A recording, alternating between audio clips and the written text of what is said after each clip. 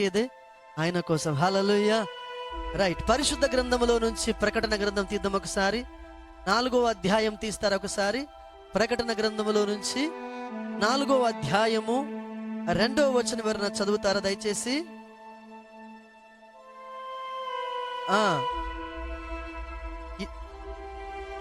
పరలోకమునందు ఒక సింహాసనము వేయబడి ఉండెను, సింహాసనమునందు ఒకడు ఆసీనుడై ఉండెను. దేవుని నామానికి స్తోత్రం. హల్లెలూయా. మీరు ఇంకా బైబిల్ చూడొద్దు, ఒక్క 20 నిమిషాలు నన్నే చూడండి, కన్ను ఆరపకుండా. మీకు నచ్చకపోయినా బాధ అయినా సమస్య అయినా వదిలేది లేదు. హల్లెలూయా. రైట్. దేవుని వాక్యం ఏం చెబుతూ ఉందంటే, పరలోకములో ఒక సింహాసనం ఉంది, ఆ సింహాసనమునందు ఒకడు ఆసీనుడై ఉన్నాడు. మనుషుడు దేన్ని వెతుకుతున్నాడంటే, మనుషుడు ఏం కావాలనుకుంటున్నా,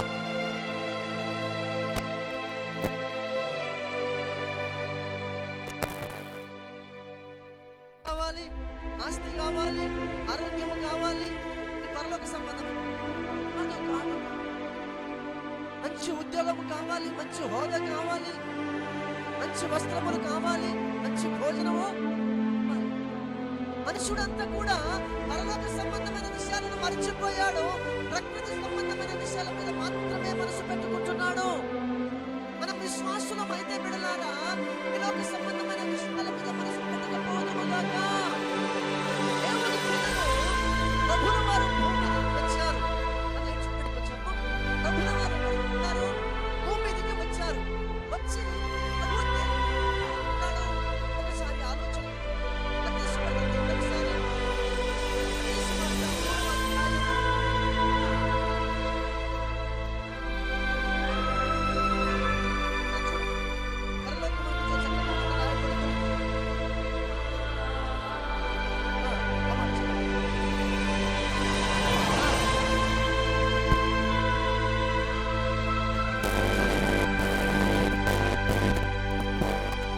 యేసు ప్రభు మాట 4వ అధ్యాయము 23వ వచనం. యేసు వారి సమాజ మందిరములలో బోధించుచు దేవుని రాజ్యమును గురించి సువార్తను ప్రకటించుచు ప్రజలలోని ప్రతి వ్యాధిని రోగములను స్వస్థపరచుచు గలిలయ దేశమంతటా సంచారము చేసెను. హల్లెలూయా. హల్లెలూయా. యేసు ప్రభుల వారు వచ్చి మీకు ఇల్లులు కావాలా, మీకు స్వస్థతలు కావాలా, రండి అని చెప్పలేదు. పరలోకం నుండి దిగి వచ్చిన వాడు దేని గురించి చెబుతున్నాడంటే, పరలోక సంబంధమైన విషయాల గురించి మాత్రమే బోధిస్తూ ఉన్నాడు. మందిరంలోకి వెళ్ళాడు. మందిరంలోకి వెళ్ళి ఏం చెబుతూ ఉన్నాడంటే, అయ్యా దేవుని రాజ్యం సమీపిస్తూ ఉంది, మీరేం చేయాలి? మారు మనసు పొందండి. మీరందరూ ఇక్కడ ఎందుకు వచ్చారో తెలుసా? ఏదో బాగు జరుగుతుందని, మేలు పొందడం రావడం, అది కాదు క్రైస్తవ జీవితం.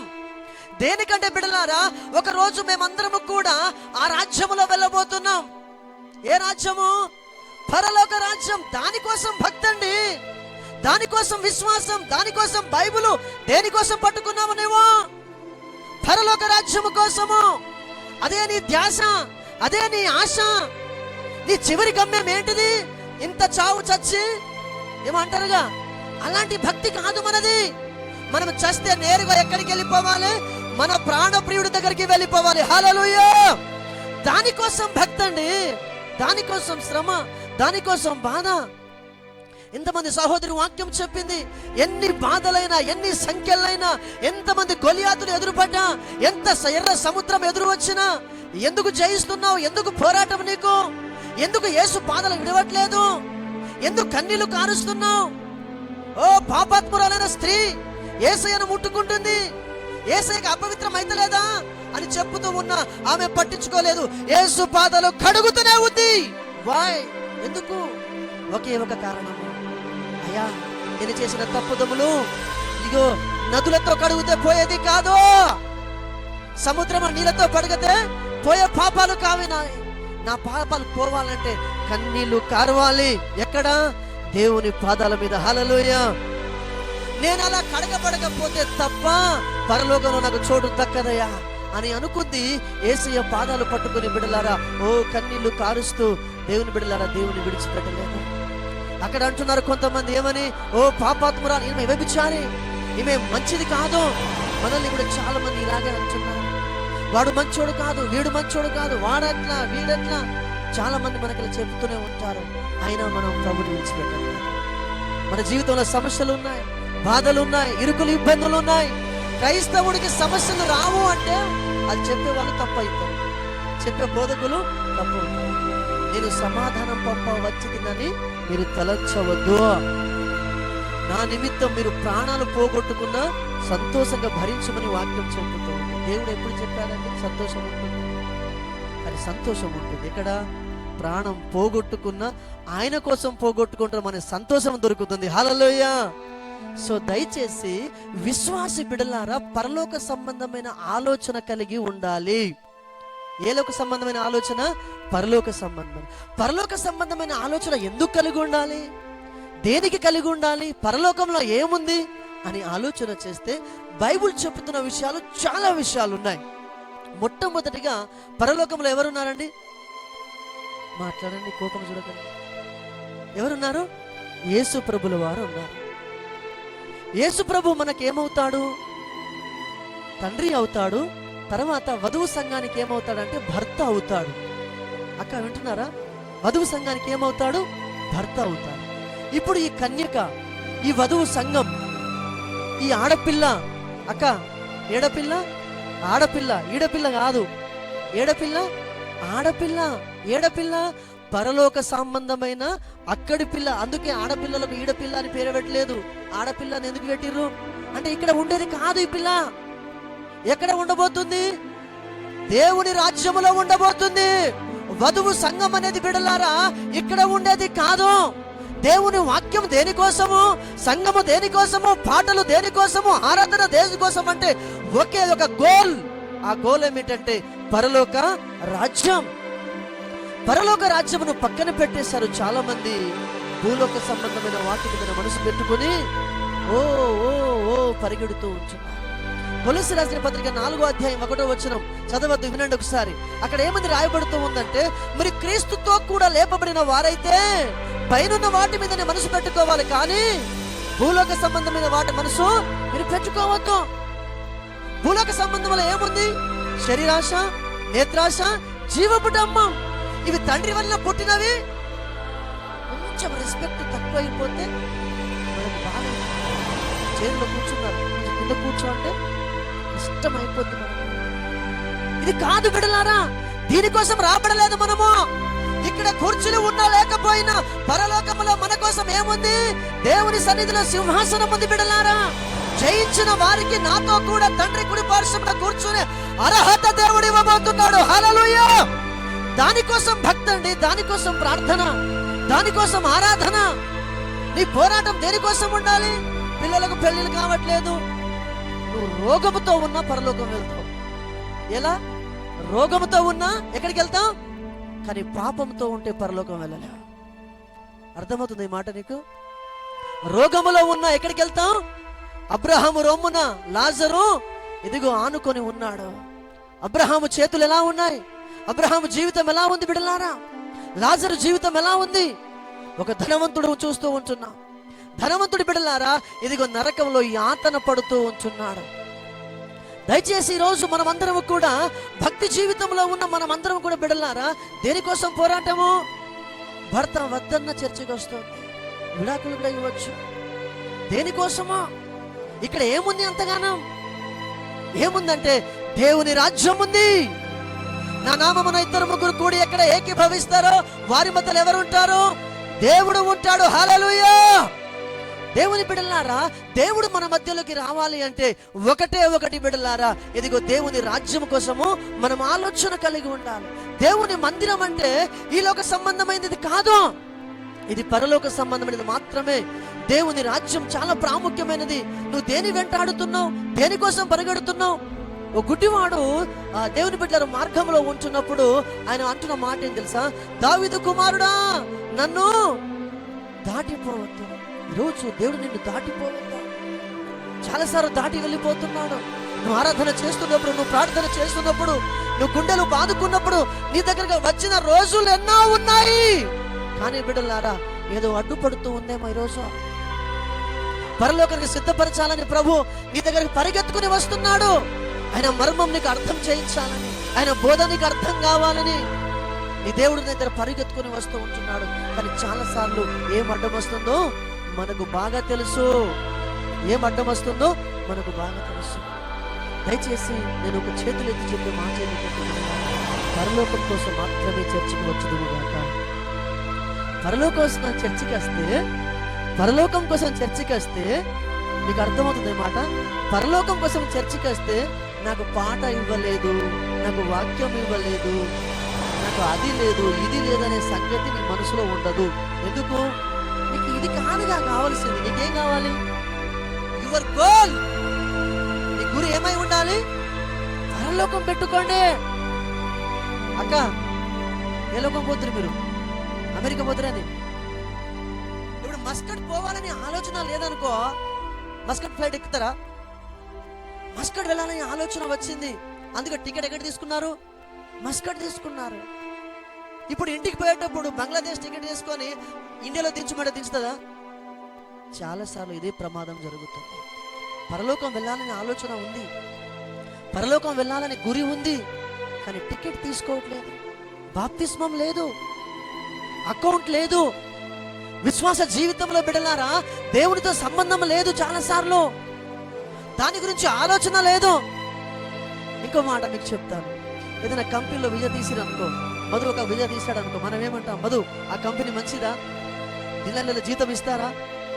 మీకు అర్థమవుతుంది ఈ మాట. ఈ అక్క వీజా తీసింది అనుకో, ఈ అక్కకు హరిబాబు మంచోడేనా? ఫస్ట్ వాడికి మాట. ఎవరు మంచోడు? బాబా మంచోడేనా? దుర్మార్గుడా అని అడుగుతారా? అడగరా? అడుగుతారు. ఎవరితో స్నేహం చేసిన వీడు మంచోడా? కాదు. దూరంలో ఉన్న విషయాలు ఎందుకు అడుగుతున్నావు? అక్కడ నువ్వు నివాసం చేయబోతున్నావు, అక్కడ నువ్వు ఉండబోతున్నావు. అకామిడేషన్ ఎలా ఉంటుంది? రూమ్ ఎలా ఉంటుంది? కంఫర్టబుల్ ఉంటుందా లేదా? రూమ్ లో 2 ఉన్నారా, 3 ఉన్నారా, 15 మంది ఉన్నారా అని అన్ని తెలుసుకుంటున్నావుగా. ఎందుకంటే ఇక్కడే ఉండిపోతారా? కొంతమంది అనుకుంటారు ఇక్కడే ఉండిపోతాం పాస్టర్ గారు.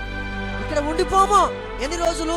4 సంవత్సరాలు, 5 సంవత్సరాలు, 10 సంవత్సరాలు. లాస్ట్ కైనా ఎక్కడికి వెళ్ళాలి? ఇంటికి వెళ్ళాలి. ఇది శాశ్వతం కాదు. శాశ్వతం కాని రాజ్యము కోసమే నువ్వు ఇంత ఆరాట పడుతున్నావు, ఇంత తెలుసుకుంటున్నావు. నువ్వు యుగ యుగములు ప్రభుతో ఉండబోతున్నావు. దానికోసం ఆరాటం నీకెందుకు లేదు అక్క? దానికోసం ఆరాటం ఎందుకు లేదు? దానికోసం ఎందుకు తెలుసుకోవట్లేదు? పరలోకంలో ఏముంది బ్రదర్? పరలోకంలో ఎవరు వెళ్తారు బ్రదర్? ఏం చేస్తే పరలోకంలో అర్హత ఉంటుంది? పరలోకంలో ఏమున్నాయి అని ఎందుకు అడగట్లేదు? అంటే మనకు ఆలోచన లేదు. మనకు ఆలోచన ఉన్న రోజు, మన గురి ఉన్న రోజు ఖచ్చితంగా మనం తెలుసుకుంటాం. ఎప్పుడైనా పరలోకంలో దేవుడు ఉంటాడు అనే మాట విన్నాం, కానీ ఎలా ఉంటావు ప్రభు నువ్వు అని అడిగారు ఎవరైనా?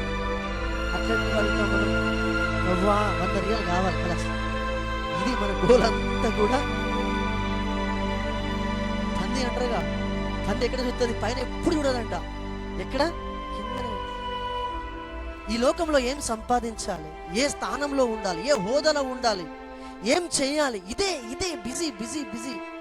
పల్లెటూరు అయితే వాడు ట్రాక్టర్ కొన్నాడు, నేను హార్వెస్టర్ కొనాలి. వానికి 5 ఎకరాలు ఉంది, నాకు. నీతో వస్తుందా? రాదు. అక్కడ దేశంలో ఉన్న వాళ్ళైతే పక్కన కూర్చొని వాళ్ళు ఇట్లా చూస్తుంటారు, ఏం వేసుకుంది. అన్నలు అనుకుంటారు మంచి కంపెనీ లేదనుకో, బయట కూర్చున్నాడు బాగా మంచి డ్రెస్ వేసుకున్నాడు అనుకో, ఇంత మంచి డ్రెస్ వేసుకున్నాడు అంటే మంచి కంపెనీ అయి ఉంటుంది. ఏం కంపెనీ? ఇది కాదు. చెల్లి గురించి వాక్యం చెప్తే ఎలా ఎదిగింది, ఎలా బలపడింది? Why not? నేనెందుకు అలా చెప్పలేకపోతున్నా? నేను ఈ లోక సంబంధిని కాదుగా, నేను పరలోక సంబంధినిగా. నా రాజ్యం ఇది కాదుగా. నా రాజ్యం ఎక్కడా? పరలోక రాజ్యము. పరలోక రాజ్యంలో ఏమున్నాయో కొన్ని విషయాలు చెప్పి ముగించేస్తాను బిడ్డలారా. పరలోక రాజ్యంలో మొట్టమొదట ఏముంది? దేవుని సింహాసనం ఉంది. హల్లెలూయా. నీ రక్షకుడు, నీ ప్రాణప్రియుడు. మీ ఫోన్లో ఓపెన్ చేయండి ఒకసారి. నాకు ఇస్తారా? ఇవ్వరు. ఎంతమంది ఇస్తారా మీ ఫోన్ నాకు ఓపెన్ చేసి ఓపెన్ చేసి? అంటే మిమ్మల్ని పరీక్షించడం కాదు, అది ఇక్కడ ఇంకో విషయం మీకు నేర్పించాలనుకుంటున్నాను. మీ డైల్స్ చూడండి. మీ డైల్స్ అంటే మీరు కాల్ చేసిన నంబర్స్ ఉంటాయిగా, ఎవరితో ఎక్కువ మాట్లాడితే ఆ నంబర్లు ఎక్కువగా ఉంటారు. ఇప్పుడు చూడండి, నీ దేవుడితో నీకు మాట్లాడాలని ఆశ ఉంటే, నీ ప్రభుతో నీ గడపాలనే దప్పిక ఉంటే, పరలోక సంబంధమైన ఆలోచన నీకుంటే, నువ్వు పరలోక సంబంధమైన వాటి మీద మాత్రమే మనసు పెడతావు. భూలోక సంబంధమైన వాటి మనసు నువ్వు పెట్టవు. నీ గోల్ ఇది కాదు, నీ గోల్ ఇది కాదు, ఈ సంఘం కూడా కాదు నీ గోల్. నీ గోల్ ఏంటిది? పరలోక రాజ్యం. సంఘం రేపు ఉంటుంది, ఉండకపోవచ్చు. దేశంలో అందరూ ఏదైనా చిక్కు పెట్టేశారనుకో బిడ్డలారా, ఉంటామా? ఉండము. వాక్యము చెబుతూ ఉంది, రాబోయే రోజుల్లో దేవుని వాక్యము కరువైపోతూ ఉంది. ఇప్పటికే మతాల పేరులో, కులాల పేరులో ఒకరినొకరు చంపుకుంటున్నారు, ప్రార్థనలు చెప్పుకోవట్లేదు. మీరు చూస్తూనే ఉన్నారు. కానీ మీరు మీ ఆశ ఏమిటి? ఎక్కడికి వెళ్ళాలి మీరు? పరలోక రాజ్యం. పరలోక రాజ్యం వెళ్ళాలంటే ఏ రాజ్యము విలువలు తెలుసుకోవాలి మీరు? ఒమాన్ దేశానికి వెళ్ళాలంటే ఒమాన్ గురించి తెలుసుకోవాలి. పరలోకం వెళ్ళాలంటే మీకేం తెలుసు పరలోకం గురించి? 4 మాటలు చెప్పు నిలబడి. పరలోకం గురించి నిలబడి 4 మాటలు చెప్పు అంటే ఏం చెప్తారు? పరలోకంలో ఏముంటుందంటే దేవుడు ఉంటాడు, క్లాస్, అంతేనా? కాదు కాదు. పరలోకంలో బిడ్డలారా, దేవుని సింహాసనం ఉంది, 24 పెద్దలు ఉంచున్నారు, 4 జీవులు ఉంచున్నాయి, దేవదూతలు ఉంచున్నారు. అక్కడ కెరూబులు శరవులు నిత్యము ప్రభును స్తుతిస్తూ ఉన్నారు, మహిమపరుస్తూ ఉన్నారు. పరలోకంలో బిడ్డలారా, మనం వెళ్ళబోతూ ఉన్నాం. పరలోకంలో వెళ్ళాలంటే ఏం అర్హత కావాలి? ఏం క్వాలిఫై కావాలి? ఏం నేర్చుకోవాలి? దయచేసి ఇలాంటి విషయాల మీద మనం మనసు పెట్టకపోతే చాలా ప్రమాదంలో ఉన్నాము, చాలా ప్రమాదంలో ఉన్నాము. ఎప్పుడైనా ఎవరైనా ఏ సంఘములోనైనా పరలోక సంబంధమైన బోధ లేదు బిడ్డలారా. నీకు అప్పులు ఉన్నాయా? రా. నీకు సమస్యలు ఉన్నాయా? రా. ఉంటాయి. అవి నీ బుద్ధి లేక చేసుకున్న పనులు ఇవి. ఇప్పుడు నా బరువు ఎంతో, నేను అంతే చేయాలి. ఎక్కువ చేసుకొని మోసుకొని అదంతా కూడా మన ఆలోచన కాదుగా. టైంకు తినాలి, మనం తినం. అనారోగ్యం రాకపోతే ఏమవుతుంది? దానికోసమే మనం మొత్తం ప్రార్థన ప్రార్థన. దేనికోసము? ఖానా పీనా సోనా. నిద్ర పడతలేదు, అరుగుతలేదు. ఏంటండి క్రైస్తవ జీవితం? ఇది కాదు. మీరు రాజులైన యాజక సమూహము, మీరు దేవుని దూతలని మీకు పేరు తెలుసా? మీకు ఇంకో మాట చెప్పనా, పెద్ద మాట. మీరు దేవతలు, దేవుళ్ళని రాయబడుతుంది. దేవతలు కాదు, దేవుళ్ళు. మనం ఎవరి కుమారులము? దేవుని కుమారులు. ఏమవుతాం మనము? చిన్న దేవుళ్ళం మనం. ఆయన పెద్ద దేవుడు అయితే జోక్ కాదు. మనం దేవదూతలకే తీర్పు తీర్చబోతున్నాం. ఎవరికి? మీరేమో మన దేవదూత కనబడుతుంది, వాళ్ళకే తీర్పు తీర్చబోతున్నాం. హల్లెలూయా. ఆయన పరలోకంలో ఎవరిని నమ్మలేదు. అందుకే ఒక వధువు సంఘమును తయారు చేశాడు. అందుకే ఆయన ఒక వధువు సంఘాన్ని తయారు చేశాడు. దయచేసి బిడ్డలారా, ఆదికాండం తీయండి ఒకసారి. ఆదికాండం 22వ అధ్యాయము 11వ వచనం. త్వరగా బుద్ధిగలిగిన కన్యకలు సుజాతక్క.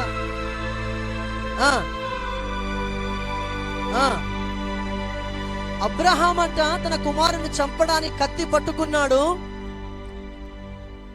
ఆ పరలోకం నుండి ఎవరున్నారు? యెహోవా దూత అబ్రహాంతో పిలుస్తూ ఉంది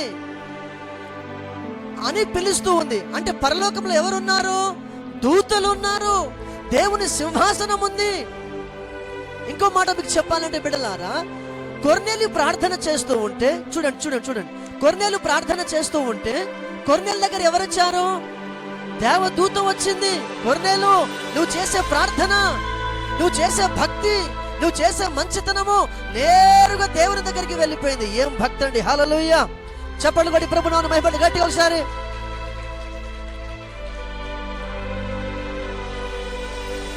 ఎలా వెళ్ళిపోయింది? నేరుగా వెళ్ళిపోయింది. ఏం స్టాప్ లేవు, మధ్యలో బస్సులు అక్కడక్కడ ఆగుతుందిగా, అలా ఆగుడు ఏం లేదు. కొర్నేలు ప్రార్థన చేస్తే డైరెక్ట్ ఆయన మంచితనం, ఆయన ప్రార్థన, ఆయన విలువలు, ఆయన దాన ధర్మాలు, కుటుంబంతో చేసే ప్రార్థన విధానం, ఆయన మంచితనం ఎవరైనా ఆపగలిగారా? కెనాట్ బడి. ఎవ్వరూ ఆపలేరు. నేరుగా ఎక్కడికి వెళ్ళిపోయింది? దేవుడి దగ్గరికి వెళ్ళిపోయి, వెళ్ళు ప్రార్థన చేస్తే కనబడతలేడా అని పంపించింది.